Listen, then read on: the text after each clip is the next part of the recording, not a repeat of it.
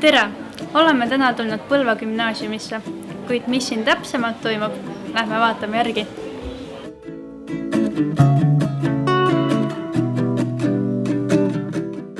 Osaluskohvikud on üks traditsiooniline osa aastast, kus iga aasta oktoobrikuus saame üle Eesti kokku ja räägime nii riiklikul kui kohalikul tasandil olulistel teemadel.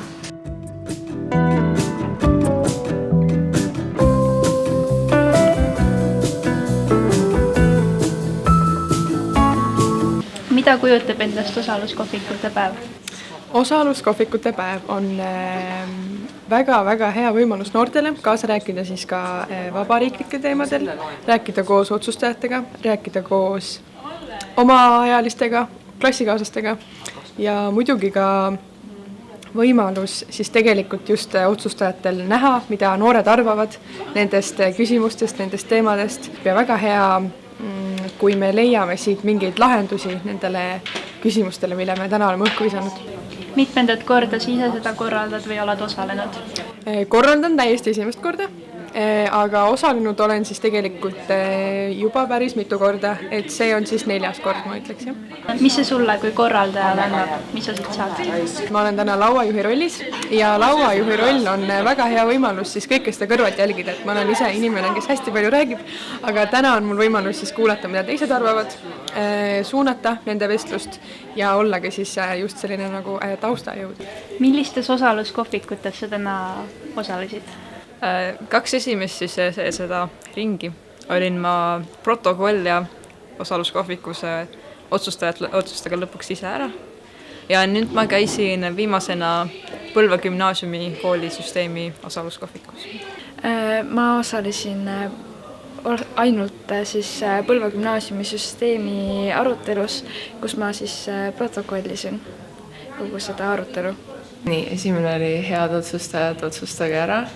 Teine oli andke lumehelvekestele võimalus ja 3. oli see Aloga koolikorraldus. Käisin PG koolikorralduse kohvikus praegu. Emotsioonid on pigem positiivsed, sest et ma näen, kuidas päriselt on mingisugused ideed, mida me seal ka lahkasime ja olen optimistlik tuleviku osas. Milline aruteluring sulle endale kõige rohkem meeldis?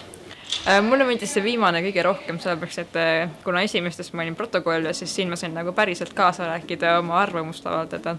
Ja see teema oli ka niisugune, mis nagu päriselt puudutas mind kui selle kooliõpilast. Ma olen viimane see koolikorraldusest, sest ma sain seal kõige rohkem nagu kaasa rääkida, ma teadsin nagu teistest teemades ma nagu ei olnud nii teadlik, aga seda ikka tean, see on ju meie kool. Millises osaluskohvikus oli arutelu siis nii-öelda kõige tulisem?